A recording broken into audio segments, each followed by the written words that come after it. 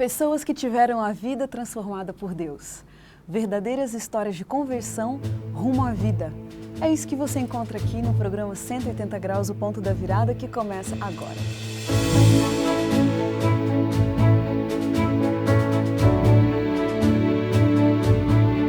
Quando sentimos o toque de Deus na vida, uma mudança acontece.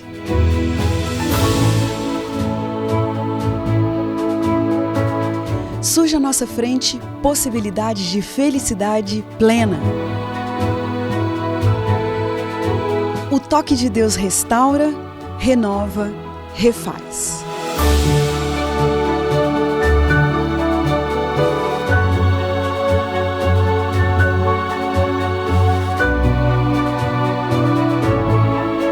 Hoje conheceremos uma pessoa que experimentou essa graça maravilhosa. Ela vai nos contar sobre essa mudança de 180 graus que lhe trouxe paz.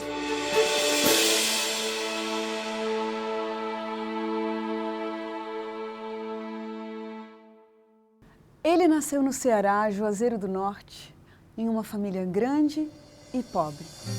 Sua fome era tão grande que chegou até a catar comida nas ruas. Mas sua fome espiritual era maior ainda. E ele chegou a passar por 10 denominações diferentes em busca de uma convicção espiritual. Francisco dos Santos clamou pela orientação divina e de forma miraculosa Deus veio ao seu encontro e saciou a fome e a sede da sua alma. O que aconteceu com esse jovem? Vamos conhecer agora essa virada de 180 graus em sua vida. Francisco, que bom que você está aqui com a gente. Conversar um pouquinho desse testemunho bonito que você tem para contar. Quando se diz, Francisco, que veio de uma família pobre, como assim? Em que sentido pobre? Que pobre é esse? Olha, Creire, eu penso que pobre de tudo. Pobre do conhecimento, pobre do alimento, porque aonde eu nasci era uma região muito difícil, né? No ano de 1970, era muito difícil naquela época. A maioria das pessoas, elas saíam de suas cidades para vir para São Paulo. E meu pai fez essas viagens muitas vezes, né? E uma dessas vezes, ele veio para cá e a gente passou muita dificuldade. Vocês vieram juntos? Viemos juntos. Você tem mais 6 irmãos, né, Francisco? Ou mais Sim. 5? Nós somos hoje em 6 irmãos. Ah, tá. Então, o seu pai foi e trouxe todo mundo para São Paulo. Você tinha quantos anos? Na época, eu tinha aproximadamente 5 anos de idade. Sei. Então, essa foi uma fase bem difícil. Difícil, Creire. Muito difícil, porque meu pai não tinha estabilidade, né? Você sabe como que são as pessoas, às vezes, que vêm sem orientação. É verdade. Com aquele sonho de que São Paulo é a capital do dinheiro, do comércio e tudo mais. A vida vai se resolver. É a capital onde tem o dinheiro, né? Mas quando a gente chegou aqui foi muito difícil. Não foi fácil para a minha família. Quando você acabou de falar, Francisco, uma pessoa que teve muita dificuldade, quem é esse jovem hoje? Me bateu aqui uma emoção muito grande, porque eu fiquei olhando meu passado e hoje eu fico pensando, sabe, Deus, Ele conduziu a minha vida. Deus, é Ele cuidou de mim. emocionante mesmo, Francisco. É emocionante. Que sentimentos acompanham uma criança de 5, 6 anos e que passa necessidade de tudo? Que sentimentos te acompanhavam na sua infância? Olha, na época, eu não entendia o que era Deus. Eu não entendia o que era família. Eu não entendia muito do mundo atual onde eu estava vivendo. Na verdade, o que eu fazia era brincar com os meus primos, meus irmãos, e quando chegava a noite, aqui em São Paulo, não tinha muito o que comer, eu ia bater nas portas, quando criança, pedindo um pão, pedindo uma roupa para o frio. Era uma época muito frio, mês de julho, muito frio. Então, foi muito difícil para a gente quando meu pai veio com todo mundo para cá, né? Não tinha condições de cuidar de todo mundo. Você conseguia, assim, se avaliar como criança, se comparando com outras crianças? Falava, puxa, eu queria tanto ter aquilo. Né? Voltando um pouquinho nessa coisa dos sentimentos. Que sentimentos estavam sempre presentes? Uma vez, eu bati numa casa e quando eu entrei, eu vi o filho, né, da moça que me atendeu brincando com os carrinhos. Falei, poxa, eu nunca tive um carrinho, né? Nunca tive um brinquedo. Meu pai nunca teve condições de me dar um brinquedo. Eu fiquei pensando, poxa, como será que é ter um brinquedo? E quando eu pensei que ela só ia dar para a gente ali o que tinha, o alimento, né? Ela olhou para a gente e falou assim, olha, vocês são da onde? Eu falei assim, a gente é de um bairro aqui atrás. Eu falei assim, não, mas entrem, por favor. Eu me senti, assim, acolhido, entendeu? Porque eu senti um amor tão fraternal daquela pessoa. E ela falou assim, não, vem cá, brinca um pouco aqui, enquanto eu vou preparar alguma coisa para vocês comer. Ela não trouxe o pão para mim. Entendi. Né? Ela me colocou dentro da casa dela. Aquilo te deu um sentimento novo, exatamente, eu não me esqueço desse dia. E aí, brincando ali com o filhinho dela, com um carrinho, peguei um carrinho e falei, poxa, como é gostoso brincar com um carrinho. Nunca tinha tido isso, né? E eu achei muito interessante porque ela não deu somente o pão, o alimento. Ela te acolheu mesmo. Me acolheu. Eu senti um amor muito grande daquela pessoa, que eu não sei quem é, não lembro nem do rosto, mas eu lembro, né, da atitude, da ação, da atitude que ela fez por mim e meus primos. Se a gente fala, Francisco, em fome da alma, que é uma coisa comum a todo ser humano, né? Tem gente que procura preencher esse vazio da alma com religiões, outros com serviços humanitários, participando em ONGs, né? No seu caso, como que foi essa busca por preencher esse vazio? Querido, primeiro que minha família era uma família tradicional católica, né? Como todo bom católico, nós íamos à igreja aos domingos. Mas eu sentia, desde já crescendo ali, que não era aquilo, faltava algo, sabe, no meu coração. Era um vazio que não dava para ser preenchido simplesmente com uma frequência a uma igreja, a uma denominação, uma vez por semana, aos domingos pela manhã. Né? Então eu comecei já a crescer, meu pai, apesar de não ter tido muito estudo, sempre falou, filho, seja um menino que não desrespeite as pessoas, procure sempre fazer amizade, apesar de não ter tido uma escolaridade, né? Ele sempre me colocou no caminho certo. E eu fico contente por isso. Nesse percurso, Francisco, por quantas denominações você passou? Aproximadamente umas 10. Umas 10? Umas 10 denominações. Quais são elas? Olha, puxa, lembrar de todas agora, a primeira igreja que eu gostei muito quando eu passei foi a igreja Batista. Igreja Católica, Igreja Batista, fui na Seixonoye, fui na Missão Mundial Graça e Paz, fui na Igreja Metodista Wesleyana, Assembleia de Deus, Deus é Amor, na Igreja Universal, Seixonoye, já falei? Falou. Seixonoye. E a última foi a Igreja Adventista. Entendi. Quanto tempo, mais ou menos, qual era a média de tempo que você passava nessas igrejas? Um ano e meio, algumas 6 meses. Mas teve uma que eu quase me tornei pastor. Exato, Francisco. Você, poxa, esse convite, né, para se tornar um pastor auxiliar em uma igreja é um convite nobre. Sim. Quando esse convite foi apresentado para você, por que de cara já você não aceitou? E falou, nossa, que legal, eu topo. O que aconteceu? Então, querido, olha como que Deus trabalha, né? Eu sempre tive vontade, depois de tanta sede do Evangelho, eu não sabia o que era.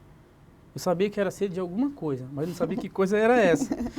E um dia, indo na igreja, né, falando, orando alto, assim, falando nas línguas estranhas, né, que eu não sei se o telespectador que está nos ouvindo sabe o que é isso, né?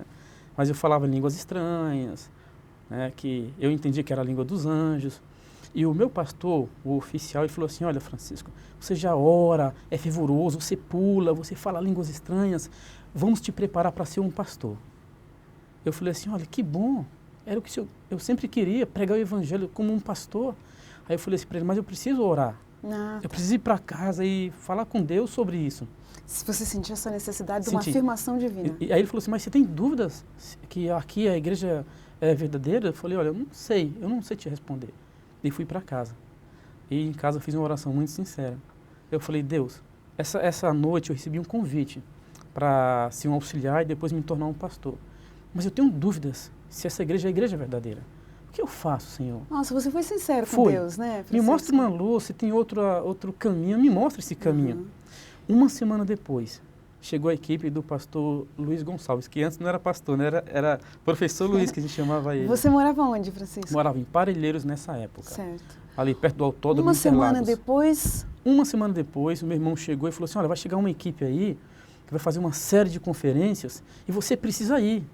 Eu falei assim, mas onde que é? E seu irmão era? Adventista já. Adventista. E o que você achava dos adventistas? Preguiçosos. É mesmo? Não trabalhava no sábado. Ai, não acredito. Eu achava estranho esse negócio de não trabalhar no sábado. Eu achava também um povo muito frio. Porque eu passava, eu via a igreja quieta, silêncio, enquanto nas outras eu ouvia barulho. Eu achava estranho isso. E ele me convidou para ir. Eu falei, não vou lá. Você não queria? Não queria. Ele falou assim, mas por quê? Eu falei, vocês não creem no Espírito Santo, vocês não falam línguas estranhas, é muito esquisito, um prega e todo mundo fica quietinho, calado, lá, quando muito fala, alguém fala amém. Eu falei, eu não vou não.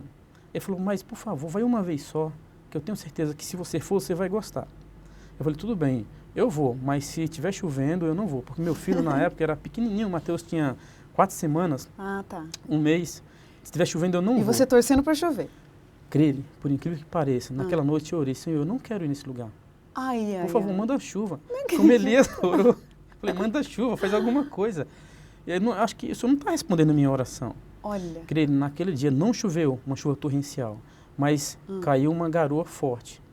E eu falei, nossa, graças a Deus, eu tenho um álibi. Né? Entendi. Eu tenho um álibi. Daqui a pouco, meu irmão bate na porta da minha casa. Ele veio em casa me buscar com o carro. Aí eu falei para minha esposa, arruma as coisas, vamos que eu prometi. Ele veio me buscar e eu fui. Eu fui, quando eles me receberam, sabe, aquela ideia preconcebida que às vezes a gente tem de uma religião sem conhecer. É puro preconceito mesmo. Preconceito. Eu tinha uma ideia preconcebida. O que você sentiu quando você chegou e viu tudo aquilo? Amor, acolhimento, a recepção, me deram uma Bíblia na mão e falaram assim, isso aqui é para você acompanhar o estudo. E quando o pastor Luiz Gonçalves abriu a Bíblia e começou a explicar, eu falei assim, onde eu estava, meu Deus? Que eu nunca vi e nem ouvi isso. Nossa. Naquele dia, quando ele falou assim, vamos orar, ele fez o apelo, eu orei, baixei minha cabeça. Ele falou sobre o quê, Francisco? Ele falou sobre a volta de Jesus. Era um assunto novo para você, não, né? Eu sabia que Jesus ia voltar, mas não sabia como. Ele começou a falar da estátua. E foi interessante que ele falou assim, olha, e ele fez uma pergunta interessante para a igreja naquela Você diz estátua, aquela referência ao Daniel, livro capítulo 2. de Daniel. Aí ele falou assim, pessoal, hoje, depois do estudo que a gente fez, em que parte da estátua nós estamos? Aí eu escutei todo mundo falar, nos pés. Aí eu falei assim, mas como assim nos pés? Aí ele explicou que era um tempo dos reis dividido, né? Que Jesus estava para voltar agora. Eu falei, meu Deus, eu preciso me preparar. E aí eu comecei a estudar. E uma semana depois... Mas só voltando um pouquinho, Francisco, esse foi um momento muito decisivo, muito forte para você. Naquela noite, você se despediu do seu irmão, você foi para casa, terminou aquele culto. Que sentimentos que tinham dentro de você naquela noite? Sabe, não sei, eu não consigo te explicar, mas foi algo estranho. Eu pensei, será que essa igreja realmente existe? Nossa. Essa igreja verdadeira existe? Eu sei que eu senti algo diferente, querido. Foi um marco aquela noite? Foi algo diferente que eu nunca tinha visto nem ouvido nenhuma outra denominação pela qual eu passei. Quando eu cheguei em casa, eu fiz uma oração, falei, Senhor, eu estou maravilhado com o que eu ouvi hoje. Foi como se fosse uma impressão muito forte no meu coração. Você não orou? Você não pediu uma igreja verdadeira? E eu comecei Você sentiu como se aquilo fosse uma resposta às suas orações? E aí começou a perseguição do meu pastor, onde eu estava, né? Então, Francisco, a gente vai conversar um pouquinho mais sobre isso daqui a pouco. Então você vê, um jovem com uma infância pobre, uma busca espiritual muito grande, e às vésperas de se tornar um pastor auxiliar numa igreja, ele tem esse encontro maravilhoso com Deus, levando ele para um outro rumo. O que será que aconteceu depois disso? Que perseguição é essa que ele disse que sofreu daquele outro pastor? Daqui a pouquinho, depois do intervalo, a gente vai saber isso e umas coisinhas a mais. A gente se vê já já.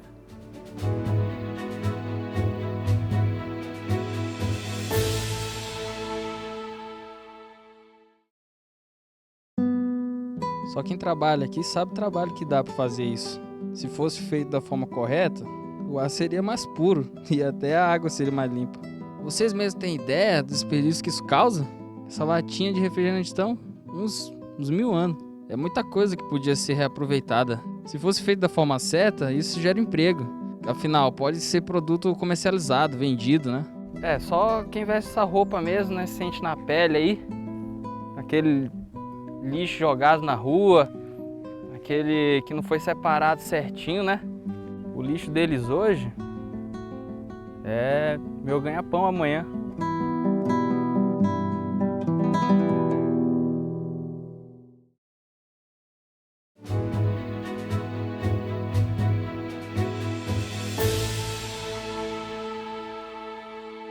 Estamos de volta com o programa 180 Graus, o Ponto da Virada.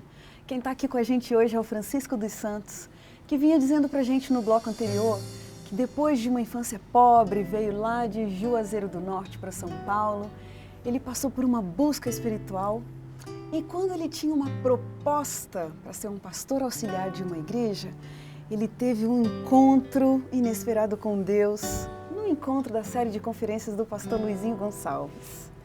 Francisco, fala pra gente, depois daquela noite que te marcou, aquele estudo do livro de Daniel, como que desenrolou a coisa para o lado lá do outro pastor que tinha te feito a proposta? Primeiro, creio que eu morava numa casa alugada que era dele. Que era dele, do Era pastor? Isso, no quintal da casa dele. Ai, ai, ai. E para ir para a igreja, para assistir as conferências, eu tinha que passar em frente à casa dele. Entendi. Ele sempre da cozinha me via passando, está estudando com os adventistas, né? Falava assim. E eu passava com a cabeça baixa, não conhecia muita coisa, não sabia de nada. Ele falou assim, vem cá que eu vou te mostrar que os adventistas é tudo errado. E abria a Bíblia e quando eu passava ali, mostrava aqui, ó, tá vendo só? Que pode comer carne de porco, tá vendo que Jesus trabalhou no sábado? E eu ficava triste porque ele mostrava e eu não sabia de nada. Ele falou, vem cá, vamos estudar a Bíblia comigo, que você vai ver que eles estão todos errados. Eu falei assim, não, eu só estou aprendendo lá um pouco mais da palavra de Deus. E um dia, foi o primeiro sábado que eu fui para a igreja. Eu lembro que ele estava carpindo o quintal dele. E ele falou assim, ó, cuidado, hoje é sábado, você vai subir a escada aí, você vai pecar. Foi muita perseguição. Ao ponto em que ele pediu a casa, falou assim, ó, não quero mais que você more aqui, já que você não está mesmo na minha igreja, você recusou minha proposta, então, Francisco, por favor. naquela situação que você estava, realmente essas contrapropostas dele não colocaram dúvida na sua cabeça? Ou você estudou o suficiente para tirar todas as suas dúvidas? Creres, eu estava convicto, porque eu penso que quando uma pessoa ela é sincera e estuda a palavra de Deus, o Espírito Santo começa a fazer algo, né, porque ela está em busca. Todas as dúvidas que você tinha, você tirou? A palavra de Deus tirou. Eu não tirei, né? A palavra de Deus tirou da minha mente. E o pastor Luiz Gonçalves, ele explicava muito bem, explica hoje muito bem, né? Eu não tive dúvida. Eu estava convicto. Entendi. E realmente o que ele falou não me abalou. Porque eu tinha orado. Deus tinha me respondido. Eu falei, eu tenho medo do quê aqui? Uhum. E interessante, olha, 5 dias indo na conferência, direto, foi eu que chamei ele para estudar a Bíblia. Ele pastor, quem? O pastor? O pastor. Eu falei assim, vamos estudar a Bíblia então, como o senhor havia me chamado? Ai, não acredito. Aí ele viu que eu estava firme, né? Uhum. Estava indo já no sábado.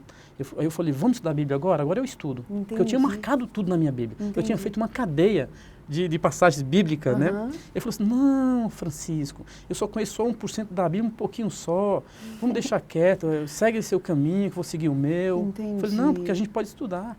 E eu fui com uma proposta interessante, porque eu queria que ele aprendesse também Certo. o que eu estava aprendendo. Uhum. Eu até me propus de dar estudo para ele, o meu Entendi. pastor. Mas ele se recusou, ele não aceitou. Francisco, que bom que as coisas se resolveram, você conseguiu saciar essa fome espiritual que você tinha, Graças a se Deus. batizou na igreja adventista. Sim. Francisco, qual foi a primeira mudança que aconteceu dentro do seu coração? O que você sentiu de mudança? Olha, querido, essa é uma pergunta assim, bem interessante. Porque a primeira coisa que aconteceu comigo foi o meu amor pelas pessoas. Eu fiquei pensando, sabe, se essa mensagem me salvou, me trouxe alegria e esperança, eu também preciso levar isso para outras pessoas. Que bonita essa resposta, E a partir daquele Francisco. momento eu decidi dar estudo bíblico voluntário. Entendi. Mas uma coisa que me marcou muito foi o amor pela minha esposa. O que você quer dizer assim com amor pela minha esposa? Quando eu estava na Assembleia, né, na igreja que eu saí, eu não era casado. Eu morava junto, estava me preparando, porque ela é assim, você pode tudo. O importante é que você pregue, Sim. fale, seja, né, exorte com perseverança. Eles não querem saber muitas vezes disso. Mas eu ia me casar mesmo assim lá. Mas eu não gostava da minha esposa, mas já tinha um filho com ela. Mas quando eu comecei a estudar a palavra de Deus, surgiu no meu coração um amor tão profundo pela minha esposa, sabe, que eu amei. E quando o meu instrutor bíblico falou assim, olha, você tem que se batizar, você está aprendendo, e você tem que casar. Eu falei, mas como que eu vou casar com uma pessoa que eu não amo? Nossa. Como que eu vou casar com uma pessoa que eu não gosto?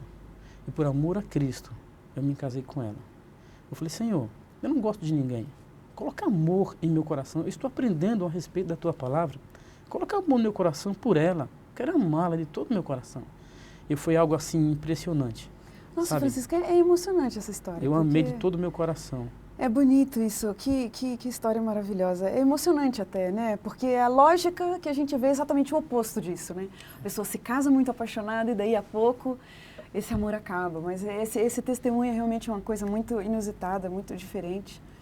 Mas hoje, Francisco, já faz mais de 13 anos que você teve essa experiência 14, né? 14 14 anos. Francisco, como que hoje você se mantém firme ao lado de Deus, que você sente Deus pertinho de você? Como que você mantém a sua fé hoje? Olha, Creire, eu acho que não há segredo. Qual é o segredo para você se manter firme na fé? Não tem segredo. Na Mas verdade, como assim não tem segredo, Francisco, se tudo na gente leva a gente para um lado oposto do lado espiritual? o que o básico de um cristão? Eu acho que é estudar a Bíblia, a palavra de Deus, todos os dias. O que significa estudar a Bíblia, Francisco? Acordar pela manhã. E a primeira coisa que você faz é orar. E abre a Bíblia. E se você estuda. já tem um compromisso às 7 da manhã? Aí, meu amigo, aí, Creire, essa pergunta é muito ampla, porque se a pessoa tem um compromisso às 7 da manhã e ela sabe disso, ela tem que acordar mais cedo. É isso que eu faço. Eu acordo mais cedo, abro a palavra de Deus, estudo, leio, marco a minha Bíblia, pego comentários. Eu gosto muito de fazer isso. Eu aprendi, né, quando eu estava estudando. É isso que sustenta mesmo a fé da gente, né? E eu leio outros livros também, livros bons, né? E oro muito. Oro bastante. Francisco, você tem assim um padrão de vida devocional, de oração? Fala pra gente um pouquinho mais sobre isso. Uma vez, estudando o livro de Daniel, eu percebi que Daniel orava 3 vezes É verdade. por dia, né? Eu falei, poxa, que interessante. Eu também vou fazer isso. E eu, todo dia de manhã, 6 horas da manhã, eu acordo, faço minha meditação e oro. Eu oro por mim, pedindo a Deus que me ajude, que me dê forças, que me ajude a enfrentar os problemas do dia a dia. E ao meio-dia, eu faço oração pela família. Eu oro pela minha esposa, pelos meus filhos, pela minha mãe, oro pelos meus irmãos, pelos meus primos, pela minha família de uma forma geral. Sim.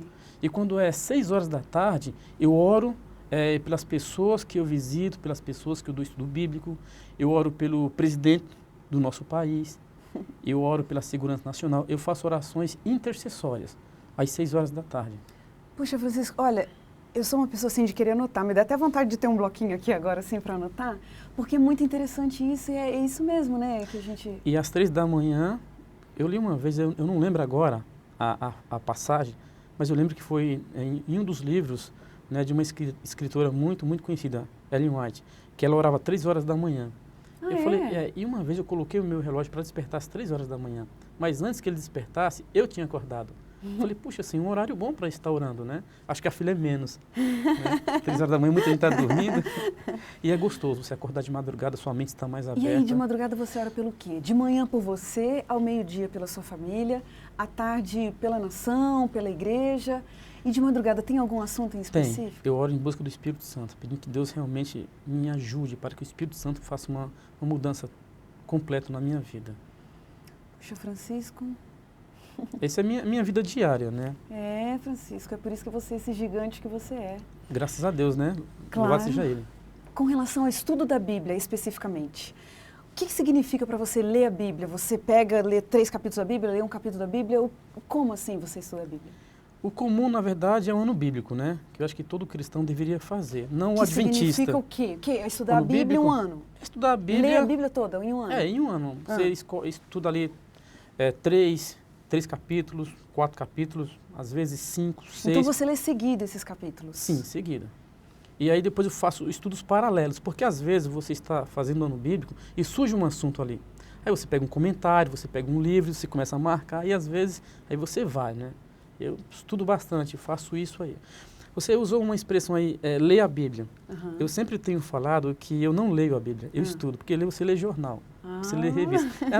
Às vezes é um viés. Não né, ler a Bíblia, estudar a Bíblia. Estudar a Bíblia. Tá certo. Né? Porque às vezes, vamos ler a Bíblia. Todo mundo fala isso, mas eu digo, vou estudar a Bíblia. É diferente. Nossa, Francisco, que bênção. A gente percebe hoje que você não só não tem mais fome, como você tem o suficiente para alimentar muita gente espiritualmente, né? Mas a fome não acabou. Claro. A fome tem que continuar, né? É verdade. Mas agora já encontrei, eu sei onde tem a fonte. Né? Eu sei onde buscar agora o alimento. mas a fome continua. Tá Já certo. imaginou se você almoçasse e você não tivesse mais fome É. de almoçar no dia seguinte? Tá certo. Não é verdade? É isso mesmo. A fome ela tem que existir, creio. Que beleza, Da palavra de Francisco. Deus. Vamos saber um pouquinho mais de você, Francisco, com umas perguntinhas rápidas. Sim. Você é uma pessoa tão inspiradora, a gente quer aprender mais de você, quer saber o que você pensa quando você ouve a palavra vida. Quando eu ouço a palavra vida, eu penso em Cristo, o que Ele fez por mim, doando a sua vida para que eu tivesse vida em abundância. Sucesso. Sucesso. Eu acho que sucesso ele vem com o tempo, com muita oração, o auxílio divino com esforço humano.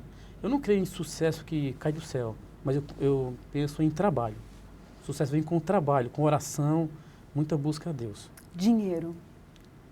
Dinheiro ele é importante, mas ele não é tudo, né? Ele ajuda, mas eu acho que dinheiro deveria ser na vida de uma pessoa para poder auxiliar outras pessoas, né? Educação. Educação é tudo. Eu creio que uma pessoa ela deve ter uma base. Eu não penso simplesmente no acadêmico, mas numa educação de uma forma da pessoa se portar, né? Não simplesmente o estudo em si. Mas educação é fundamental. Eu penso que se o nosso país tivesse mais educação, eu acho que não teria tanta criminalidade, não teria tanta pobreza no nosso mundo. Pecado. Pecado. Pecado eu entendo como natureza, não como um ato, né? Nós temos uma natureza pecaminosa. Nós somos pecadores não porque praticamos o pecado, mas porque nós nascemos pecadores, né? Um privilégio. Privilégio de pregar a palavra, de levar o evangelho, sabe? Eu acho que essa frase é do pastor Mark Phillips. Eu penso que esse privilégio é um mendigo levando um pão a outro mendigo, né? É um doente levando a cura, né, a um outro doente. Isso é um privilégio. Francisco, fala pra gente um verso da Bíblia pra gente terminar a sua participação hoje. Um verso, eu creio que é um verso que todo mundo conhece, né? Ou muita gente conhece. João, capítulo 8, verso 32. E conhecereis a verdade, e a verdade vos libertará. É o meu predileto, é o que eu gosto, porque foi a verdade que me libertou. Não somente da ignorância religiosa, mas também de todas as coisas, né, que muitas vezes me impedia de ser feliz. Francisco, eu termino essa entrevista hoje muito abençoado pela sua presença aqui, agradeço muito por isso. E como você já sabe, a gente termina mais uma vez o programa 180 Graus, o ponto da virada, feliz. Porque, como o verso bíblico diz, era preciso que nos regozijássemos e nos alegrássemos, porque esse teu irmão estava morto e reviveu, estava perdido e foi achado. Que Deus abençoe você, a gente se vê no próximo programa.